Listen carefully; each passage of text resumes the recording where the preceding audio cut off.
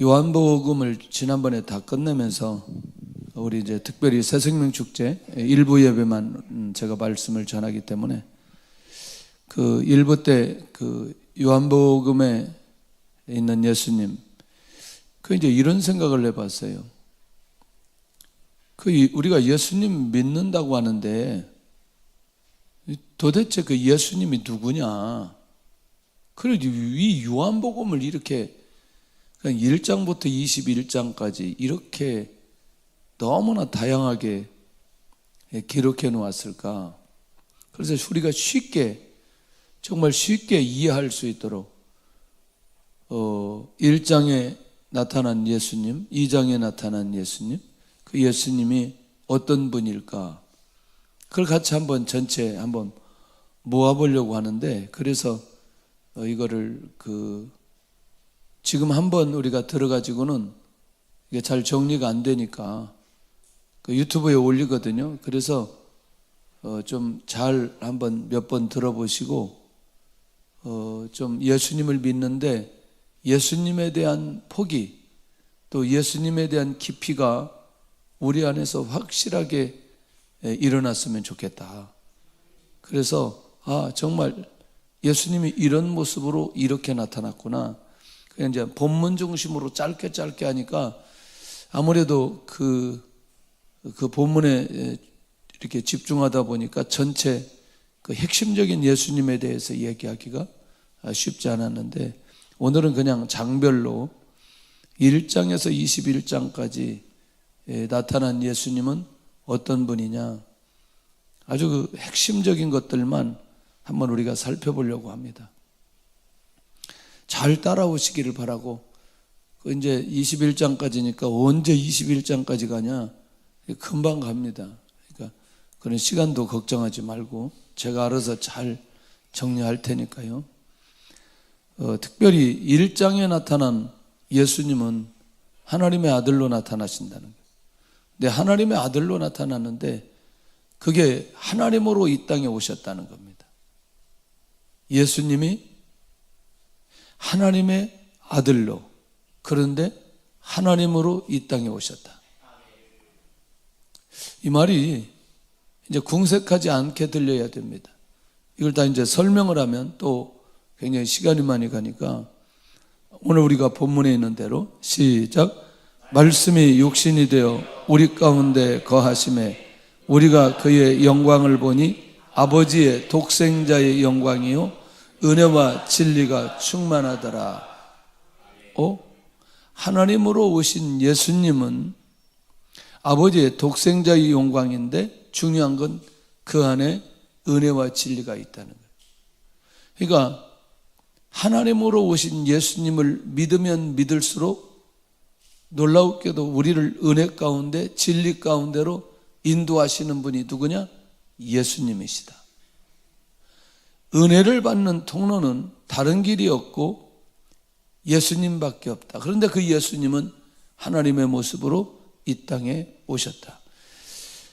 이게 우리가 믿음이 잘한다, 그리고 신앙이 좋다, 그 사람 열정적이다 라고 하는 건 주님과 나와의 관계에서부터 시작됩니다.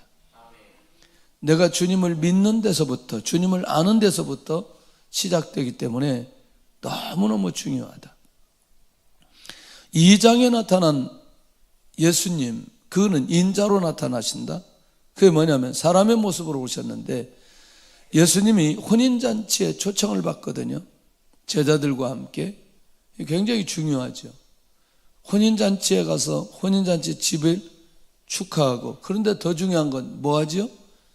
포도주가 떨어졌는데 포도주의 문제를 해결합니다. 한번 가보실래요? 시작. 그 후에 예수께서 그 어머니와 형제들과 제자들과 함께 가버나움으로 내려가셨으나 거기에 여러 날 계시지는 아니하시니라. 결국 혼인집에 예수님이 손님으로 초청을 받아 제자들과 어머니와 형제들과 함께 그 집에 내려가셨던 것을 보게 됩니다. 무슨 말이냐? 사람의 도리도 다 감당하시면서 결국 하나님으로 오셨지만 또 어떤 모습으로? 사람의 모습으로도 오셨다는 거죠. 이 말이 굉장히 중요하죠. 그래서 주님에게도 뭐가 있느냐? 아픔이 있는 거죠. 할렐루야.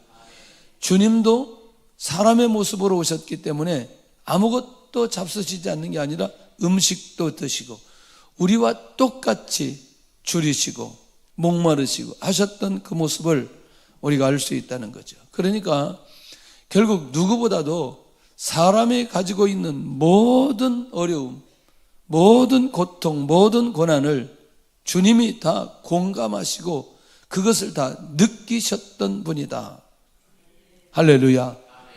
그러니까 나하고 전혀 다른 분이 아니고 나와 똑같은 모습으로 이 땅에 오셔서 공생의 사역을 감당하신 분이 예수님이시다 라는 걸 이제 요한이 밝혀주고 싶은 거죠.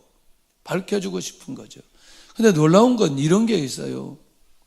저 사람이 나하고 너무나 결이 달라. 태생이 달라. 그런데 중요한 건 왜 그러느냐? 그런 생각을 느낄 때마다 내가 경험하고 내가 힘들고 내가 고통스러운 건 저분은 나하고 상관이 없어. 이렇게 될 때 굉장히 간격이 크지만 저분은 나와 똑같이 고난을 당하고 어려움을 당하고 그와 함께 언제든지 이 모든 것들을 감당했다라고 생각하면 공감대가 빨리 되는 거예요. 공감대가 빨리 되는 거예요.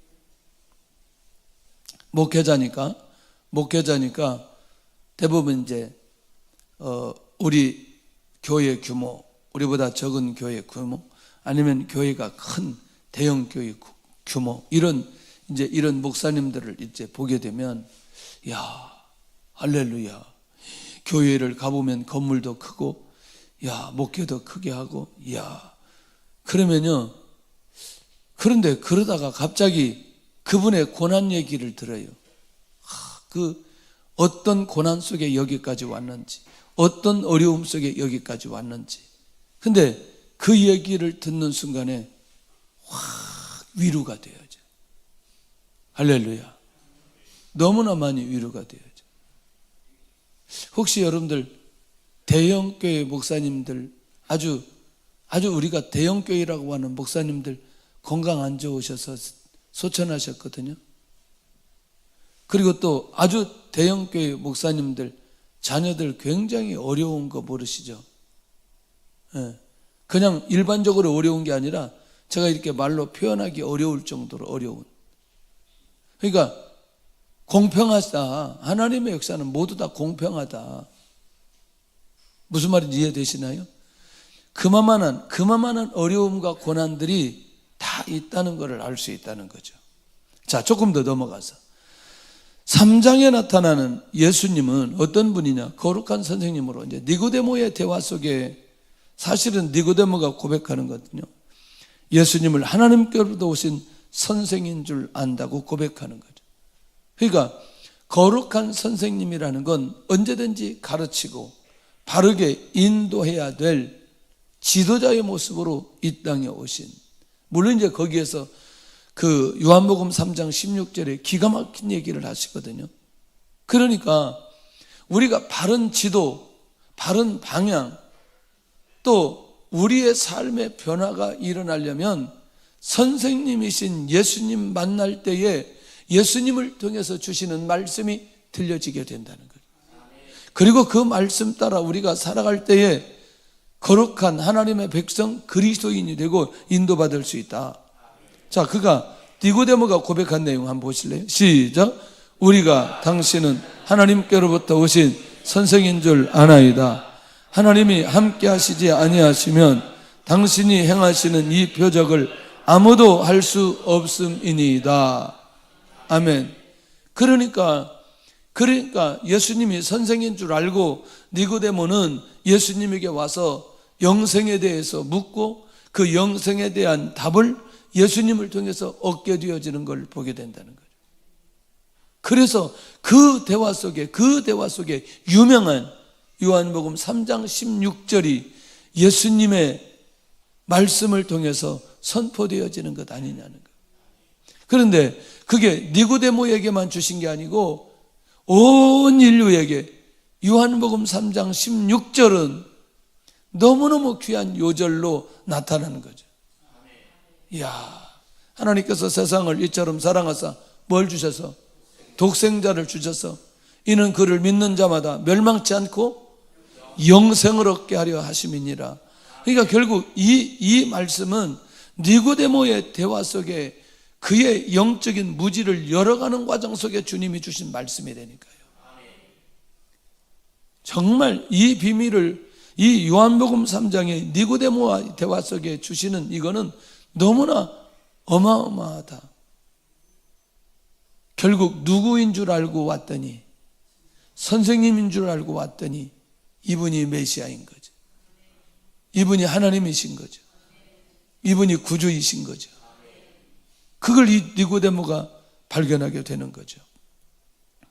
4장에 나타난 예수님, 영혼을 구원하시는 자로 나타나는데, 기억하시죠? 사마리아 여인은 우리가 다 잊어버려도 요한복음 4장에 사마리아 여인을 구원하시는 그 예수님의 모습을 보이잖아요.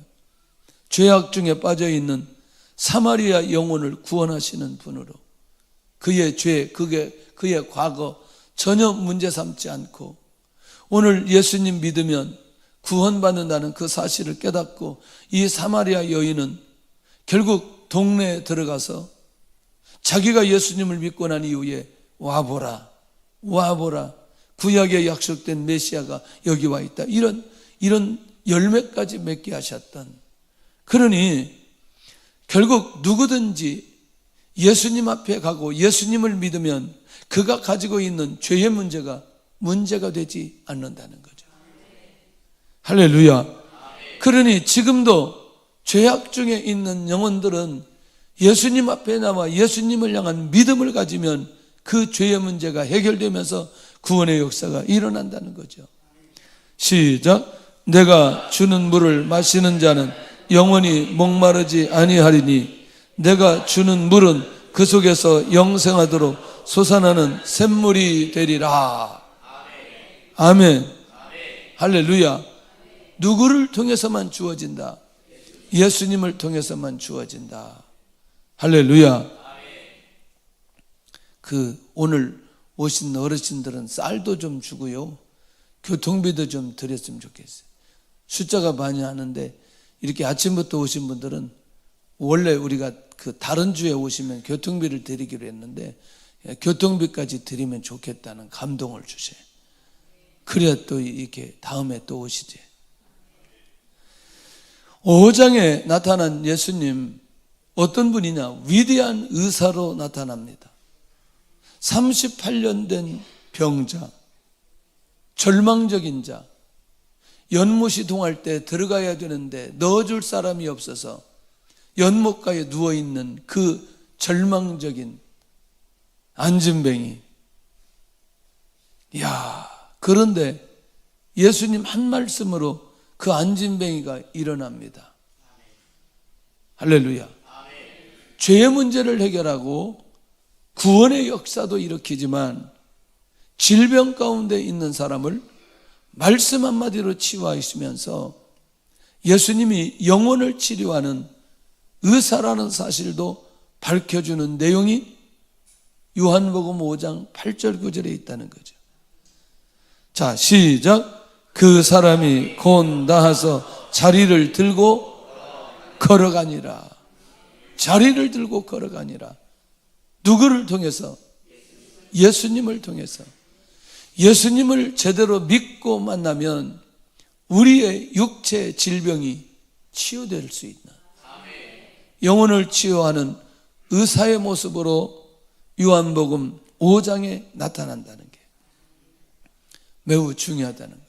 지금도 예수님 믿으면 육체 질병 치료됩니다. 그러니 그 요한은 1장부터 21장까지 이 예수님을 좀 소개하고 싶은데 매 장마다 다른 예수님을 계속해서 소개했다는 게 너무너무 중요하다. 예수님 믿으면 구원받는다. 할렐루야. 자, 우리 그런 얘기 너무나 많이 해요. 예수님 믿고 천국 가세요. 근데 예수님 믿고 치유받으세요. 더 어느 게 와닿을 것 같아요? 예, 그렇죠. 왜냐하면 나의 현실적인 문제는 뭐니까? 지금 아픔이기 때문에. 그러니까 우리가 예수님에 대해서 내가 얼마만큼 알고 있고 폭이 넓으냐에 따라서 주님을 향한 믿음의 폭이 내 안에서 굉장히 넓어질 수 있다는 거예요. 자, 이렇게 다양한 예수님을 소개합니다. 6장에 나타난 예수님은 생명의 떡으로 나타난다는 거예요. 자, 500리의 표적을 보여주시고 난 이후에 사람들이 막 예수님을 따르죠. 그 막 끝까지 예수님이 어디든지 가는데 막 따라다녀요. 그러니까 예수님이 그때 이렇게 말씀하셔요. 너희들이 나를 따르는 것은 먹고 배부른 까닭인데, 놀라우게도 이렇게 말씀하십니다. 시작. 진실로 진실로 너희에게 이르노니 나를 믿는 자는 영생을 가졌나니 내가 곧 생명의 떡이니라. 할렐루야. 그러니까 결국 떡을 먹고 배부른 까닭보다 더 중요한 건 예수님을 믿고 영생을 얻는 게 훨씬 더 중요하다는 걸 주님이 가르쳐주고 있다는 거예요. 그래서 주님이 어떤 분이다? 생명의 떡이라는 거예요. 그러니까 생명의 떡이라고 하는 걸 먹는 방법은 예수님을 믿는 방법이고, 예수님을 믿었을 때 영생을 얻도록 하게 하는 게 주님이 오병이어의 표적을 보여주시고 난 결론의 모습이라는 거예요. 그러니까 예수님 믿으면 결국 우리의 무엇도 해결된다. 다시 육의 양식도 해결된다. 그러나 더 중요한 건 영의 양식의 문제도 해결된다는 거예요. 이것이 더 중요하다는 거예요. 할렐루야. 그러니 이렇게 6장에서 이 요한이 정말 이 생명의 떡이신 예수님을, 이 예수님을 알지 못하는 모든 사람들에게 보여주고 싶은 거죠. 그래서 예수님 제대로 믿으면 절대로 공허하지 않습니다. 외롭지 않아요. 예.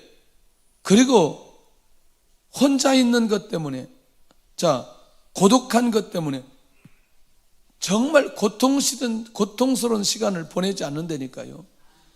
대부분 외롭다고 느껴지는 사람들은 예수님의 관계가 단절되었거나 예수님 중심으로 살아가지 않을 때 자기도 모르게 외롭고 또 고독한 시간을 보내는데, 이건 다시 주님과의 관계를 회복하면 훨씬 더 깊은 은혜를 받을 수 있습니다. 바울이 감옥에 있을 때 막 빌립보 교회가 너무나 어렵게 나누어졌을 그때, 지금 바울 곁에 있는 사람이 없단 말이죠. 감옥에 있으니까. 근데 그때 딱 그가 한 말이 있어요. 주 안에서 기뻐하라. 내가 다시 말하노니 기뻐하라. 아니, 감옥에 있는 바울이 기뻐하라고 하는 것은 자기가 누구 안에 있기 때문에, 주 안에 있기 때문에 그 기쁨을 유지할 수 있는 힘이 그 안에 있는 것을 보게 된다는 거죠. 그러니 오늘 우리가 예수님의 관계 속에서 내가 가지고 있는 영생의 문제가 해결되었다, 절대로 공고하지 않아요. 그래서 제가 이런 얘기하죠. 예수님의 사랑을 완전하게 받은 사람, 가정에서 자랄 때 사랑을 완전하게 받은 사람, 어디 가서 사랑 구걸을 하지 않는다. 절대로 사랑 구걸하지 않는다. 그런데 내가 예수님의 사랑을 못 느끼거나 혹시 내가 자랄 때 부모님의 사랑을 잘 못 느꼈을 때는 사랑을 구걸하게 되어져요. 그래서 청소년들을 우리가 양육할 때 너무나 중요한 게 사랑을 풍성하게 해줘야 돼요.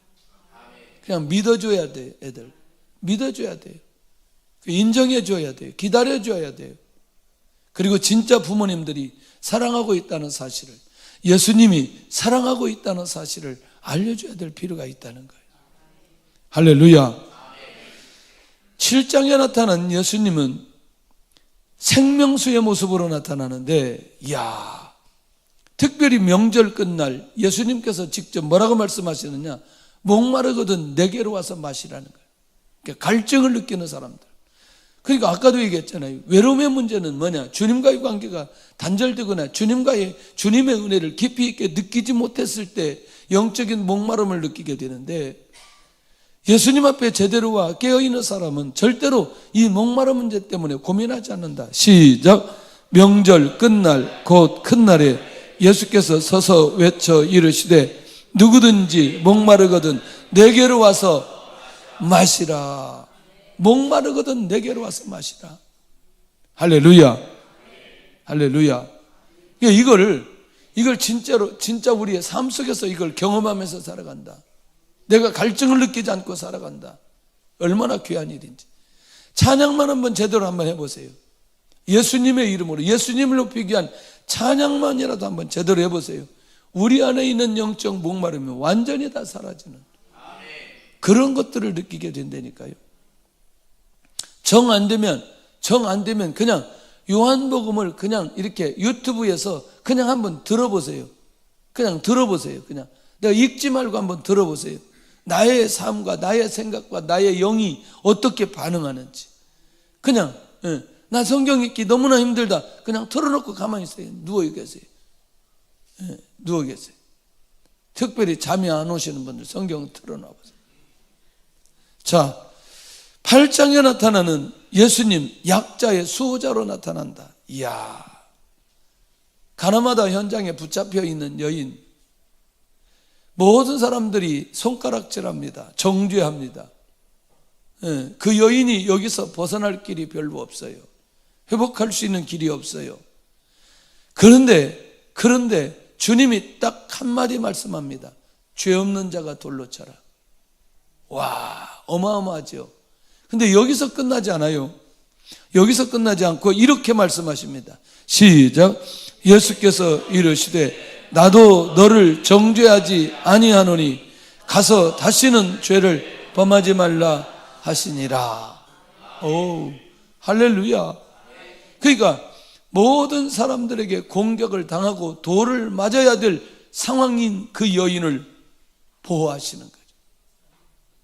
그 여인의 죄를 용서해 주시는 거예요. 할렐루야. 그리고 그 여인이 전혀 어려움 없이 돌아가도록 만들어주신 분이 누구냐? 예수님이시다. 우리는 이 극단적 죄를 지으면 정죄부터 한다는 거죠. 정죄부터 한다는. 그런데 그럼에도 불구하고 누구에게만 나오면 예수님에게만 나오면 용서받을 수 있다. 할렐루야. 그리고 주님께서 우리를 보호하시는 보호자가 되신다. 변호하시는 변호자가 되신다. 할렐루야. 싱가포르에서요, 지금 법이 통과되었어요. 무슨 법이 통과되었느냐? 그 사기범죄, 우리나라 있는 이 보이스피싱, 이것도 굉장히 그 나라에도 심한데, 그 다음에 성범죄, 형을 살기 전에 태형으로 때리는 법이 통과됐어요. 4대에서 24대. 근데 여러분들 그거 우습게 할 만한데, 한 대만 맞으면 이게 뒤에 이 엉덩이가 다 터져버린대요. 그리고 병원에 가서 치료받고 다시 2대째 맞아야 된대요. 그래서 범죄율이 굉장히 줄어들었다는 거예요. 24대 맞으면 거의 죽을 지경이라는. 그러니까 감옥에도 들어가고 맞기도 하고. 우와, 혹시 맞아보셨어요? 엉덩이? 저는 많이 맞아봤어요. 5학년 때 선생님이 얼마나 세게 때렸는지. 공부만 못하면 전체 다 맞는 거예요. 와, 그 선생님이 때리는 걸 멈췄어요. 왜 멈춘 줄 아세요? 여학생이 맞았는데 여학생이 이 엉덩이가 너무나 새파라니까 아버지가 선생님한테 찾아온 거죠. 이거 너무나 심한 거 아니냐. 그때부터 안 맞기 시작했어요. 그런데 여러분들, 이건 육체적인 거거든요. 육체적인 것보다 더 심한 게 뭐냐면 영적이고 정신적인 거예요. 여기 한번 묶여 있고 여기 시달리다 보면 정말 자유함이 없는데 예수님이 자유하게 해주셨다는 거죠. 할렐루야. 그것도 약한 자, 그것도 여인에게. 9장에 나타난 예수님은 어떤 분이냐? 세상의 빛으로 나타난다. 여기는 소경이 옵니다. 사람들이 누구의 죄 때문에 소경이 되었느냐 자꾸 물어봐요. 그러니까 예수님이 누구의 죄도, 부모의 죄도 아니고 자기의 죄도 아니고 이 사람에게는 하나님께서 하시고자 하는 하나님의 뜻이 있다. 무슨 얘기냐? 이 사람이 소경이었기 때문에 예수님의 능력으로 이 소경이 눈을 뜨게 할 수 있는 기회를 제공한 거죠. 하나님의 뜻이 있다는 거예요. 소경의 눈을 열어 그를 치유하시는 예수님의 사역을 보면서 아, 예수님이 세상의 빛이시구나. 그리고 실로암에 가서 그의 눈을 뜨게 하는데, 시작. 대답하되 예수를 하는 그 사람이 진흙을 이겨 내 눈에 바르고 나더러 실로암에 가서 씻으라 하기에 가서 씻었더니 보게 되었더라. 그러니까 사람들이 네 눈이 어떻게 떼어졌느냐 이렇게 말하니까 그 눈이 이렇게 떼어졌다, 예수님에 의해서 떼어졌다는 사실을 그가 지금 말하고 있는 거거든요. 예수님은 우리의 눈을 뜨게 하시는 분이다. 육적인 눈, 영적인 눈, 이 눈을 뜨게 하신다. 지금은 뭐죠? 육적인 눈도 의사들이 뜨게 해요. 예, 이렇게 수술해가지고 그렇게 하기도 하고. 그러나 더 확실한 방법은 주님에 의해서 눈이 뜨여진다. 할렐루야. 그리고 나의 영적인 눈이 열려진다. 놀라운 거예요. 만약에 이 영적인 눈이 열려지는 이 세계에 대해서 우리가 열려진 것을 경험하다 보면 말할 수 없는 하나님의 은혜가 있어요. 자, 첫째는 하나님의 말씀을 보고 열려지는 거예요. 둘째는 사람을 보고 열려지는 거예요. 셋째는 시대를 보고 열려지는 거죠. 넷째는 미래를 보는 눈이 열려지는 거죠. 놀라운 일이에요. 그러니까 이 눈을 열게 하시는 분이 누구냐? 예수님이라는 사실을 놓치지 않아야 되는데, 예수님을 제대로 믿을 때 우리가 이 눈이 열려져서 시간 낭비하지 않고 온전한 분별력을 가지고 하나님의 인도 받아갈 수 있다. 너무너무 중요하다. 오늘도 주님을 만나 우리의 눈이 열려질 수 있기를 원합니다. 할렐루야. 주의 역사가 일어날 수 있기를 원합니다. 자, 그 다음에 10장에는 예수님이 어떤 분으로 나타나느냐? 선한 목자로 나타난다. 그러니까 선한 목자는 어떤 분이냐? 양들로 하여금 바르게 갈 수 있도록, 잘못된 길로 가지 않도록, 특별히 목자에게 있어서는 어떤 곳으로, 풀이 많은 곳으로, 어떤 곳으로, 물을 마시는 곳으로, 어떤 곳으로, 안전한 곳으로. 그래서 최근에 이스라엘에 갔을 때 이렇게 얘기하는 거죠. 선한 목자, 안전한 곳으로 인도한다. 그러면 우리가 생각하는 목장이 있어요. 우리나라가 가지고 있는 그런 어떤 지형적인 특징이 있어요. 우리나라 목장은 목자 없어도 돼요. 에? 왜? 위험하지 않기 때문에. 그래서 우리를 직접 인도하더라고요. 봤더니 한 45도 돼요. 45도인데 이게 걷기가 쉽지 않아요. 45도가 50도까지 되는 경우가 있고, 근데 문제는 군데군데 뭐가 많이 있느냐? 돌하고 웅덩이가 많이 있어요. 그 직접 보여주는 거예요. 직접. 그리고 양이 직접 다니는데 저기 보이더라니까요. 근데 그곳을 누가 인도하느냐? 목자가 인도하는 거죠. 목자. 제 말 이해되시나요? 그러니까 여기서 목자라고 말할 때, 예수님이 목자라고 말할 때 그 가파른 길에서, 그리고 돌이 많은 곳에서, 그 다음에 수많은 웅덩이가 있는 곳에서 이 양들을 안전하게 바르게 인도하는 게 목자의 사명이라는 거예요. 그러니까 예수님이 목자라고 말할 때는 바로 우리가 이런 어마어마한 길을 걸어가는데 거기 돌도 있고 웅덩이도 있고 길도 없는 곳에 그것을 안전하게 인도하시는 분이 누구냐? 예수님이라는 사실을 알려주고 싶은 거죠. 이게 요한도 이미 이 지형을 너무나 잘 알기 때문에 그가 선한 목자라고 말할 때는 이게 당연히 이런 배경이 그 안에 있는 것을 보게 된다는 거예요. 그 길로 가면 안 되는 거예요. 그 길로 가면 안 되니까 목자이신 예수님 따라가다 보면 선한 길로, 안전한 길로, 평안한 길로, 은혜의 길로, 응답의 길로 갈 수 있다는 거죠. 그럼 우리가 다른 것 바라보지 말고 예수님 따라 그렇게 가게 되어질 때에 그 사람의 삶이 안전하게 인도받는데, 자, 시작. 아버지께서 나를 아시고 내가 아버지를 아는 것 같으니 나는 양을 인하여 목숨을 버림. 그러니까 이건 어마어마한 거잖아요. 그 양을 보호하기 위해서 그 선한 목자이신 예수님은 무엇까지 버리신다? 목숨까지 버리신다. 어마어마하잖아요. 이런 예수님을 정말 이 요한은 제대로 모든 교회에 알리고 소개하고 싶은 거예요. 소개하고 싶은 거예요. 할렐루야. 11장에 나타난 예수님은 어떤 분이냐? 생명의 주관자로 나타나는 거예요. 그 말은 뭐예요? 이 요한복음 11장에 가서 보면 나사로가 죽거든요. 마리아와 마르다의 오랍이 나사로가 죽게 되는데 죽은 나사로를 살린다니까요. 그리고 부활의 예표를 삼으신다니까요. 이 정도면 끝나는 거죠. 아니, 삶과 죽음을 정리하고 그리고 그 사망, 그 죽음을 주님의 발 아래 놓고 밟아버리는 이 모습이 요한복음 11장인데, 자 보세요. 시작. 이 말씀을 하시고 큰 소리로 나사로야 나오라 부르시니 죽은 자가 수족을 배로 동인채로 나오는데, 죽은 자가 살아났다니까. 이것처럼 더 놀라운 일이 어디 있어요?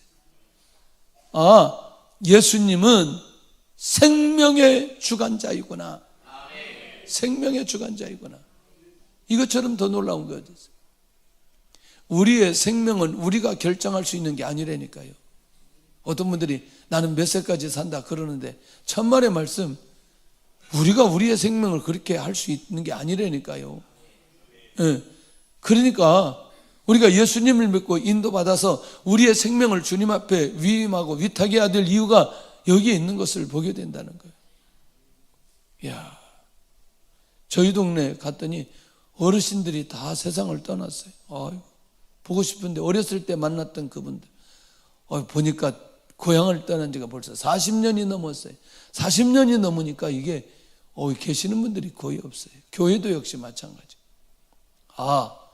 어차피 가는데 그 생명도 누가 주관하느냐? 주님이 주관하시는구나. 그런데 12장에 나타나는 예수님은 어떤 분이냐? 왕으로 오시는 거죠. 어떻게? 예수님이 그 감람산에서 예루살렘에 입성하거든요. 그런데 그 입성할 때요, 사람들이 자기도 모르게 막 예수님을 찬양하는 거예요. 이게 자기도 모르게 예수님을 찬양하는데 놀라운 일 아니에요. 그것도 종려나무 가지를 가지고. 시작. 종려나무 가지를 가지고 맞으러 나가 외치되 호산나 찬송하리로다. 주의 이름으로 오시는 이 곧 이스라엘의 왕이시여 하더라. 아멘. 예수님 스스로 왕이시라고 말씀 안 했는데 사람들이 예수님을 보고 왕이라고 고백하면서 결국 찬양하는 것을 보게 되는데, 이건 뭐냐면 사람의 입을 통해 예수님이 이 땅에 오신 왕이라는 사실을 고백하면서 상징적으로 보여주고 있다는 거죠. 예수님이 왕이신 걸 믿으시기를 바랍니다. 할렐루야. 그 다음에 13장에 나타난 예수님은 종으로 오신 예수님을 나타나는데, 그 종으로 오신 예수님은 어떤 모습이냐? 혹시 기억하시죠? 제자들의 발을 씻겨주신 거, 수건을 허리에 두르고 대야의 물을 떠다가 예수님의 제자들의 발을 씻겨주십니다. 그건 뭐냐? 예수님이 이 땅에 종의 모습으로 오셨다는, 우리가 가지고 있는 모든 허물을 다 씻겨지기 위해 예수님의 이 땅에 오심을 보여주는 내용이 요한복음 13장에 있는 내용이에요. 시작. 이에 대하에 물을 떠서 제자들의 발을 씻으시고 그 두르신 수건으로 닦기를 시작하여. 할렐루야. 주님 앞에만 나가면 주님께서 우리의 모든 죄악을 다 씻어 주십니다. 종으로 오셔서 그 사명을, 그 모습을 직접 보여주신 예수님, 정말 영적인 변화와 인격적인 변화가 일어날 수밖에 없는 모습을 예수님께서 우리에게 보여주신 것 아니냐. 14장에 나타난 예수님은 어떤 분이냐? 위로자의 모습으로 나타났다는 거예요. 자, 예수님이 떠난다고 하니까 예수님의 제자들 모두가 슬픔에 빠져 있는 거죠. 슬픔에 빠져 있는 제자들의 슬픔을 위로하시는 예수님. 한번 보실래요? 시작. 너희는 마음에 근심하지 말라. 하나님을 믿으니 또 나를 믿으라. 할렐루야. 우리가 슬픔, 근심, 고민, 원망할 때 그 문제를 확실하게 해결해 주시는 예수님. 그러니까 예수님 믿으면 다 끝나는 거 아니겠어요? 뭐 복잡하게 설명할 이유가 없어요. 그냥 예수님만 믿으면 그냥 영육의 우리 인생 전체가 다 해결되어지는 거. 이처럼 놀라운 게 어디 있을까요? 그냥 믿으면 되는데, 예수님만 믿으면 되는데.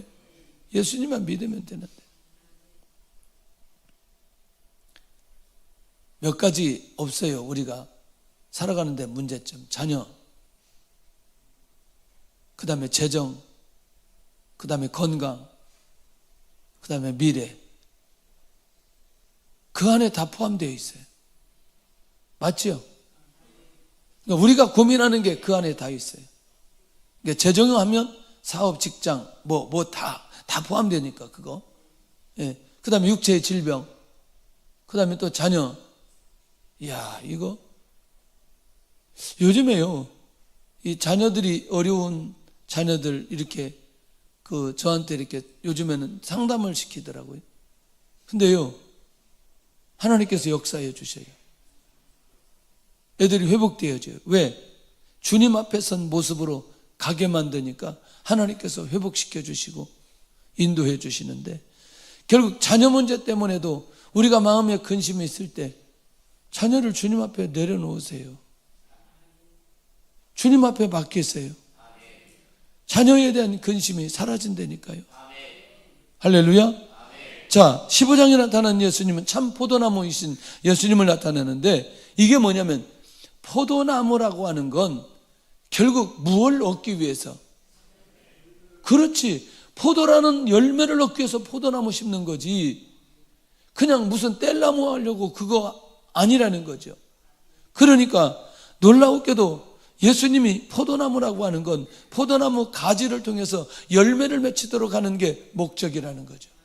그러니까 우리는 포도나무이신 예수님을 믿으면 우리도 모두게 무엇을 맺히게 된다? 열매를 맺히게 된다. 왜 내가 영적인 열매, 신앙적인 열매가 맺히지 않을까?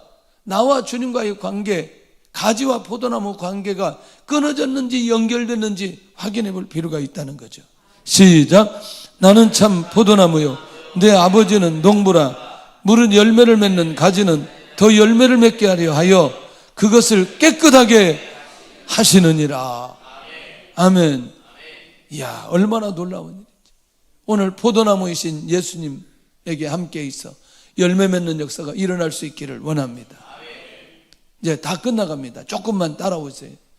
21장까지니까 다 왔어요. 16장에 나타난 예수님은 어떤 분이냐? 성령을 주시는 분이라는 거예요. 진리의 성령이 오시면 그가 너희를 모든 진리 가운데로 인도하신다고. 누가 이 성령을 보내주신다고? 예수님이 보내주신다고. 그러니까 주님 성령을 보내어 주옵소서, 이렇게 기도해도 된다는 거예요. 시작. 그러나 진리의 성령이 오시면 그가 너희를 모든 진리 가운데로 인도하시리니 그가 스스로 말하지 않고 오직 들은 것을 말하며 장래 일을 너희에게 알리시리라. 누가? 성령님이 이렇게 하신다고 누가 말씀하셨어요? 예수님이.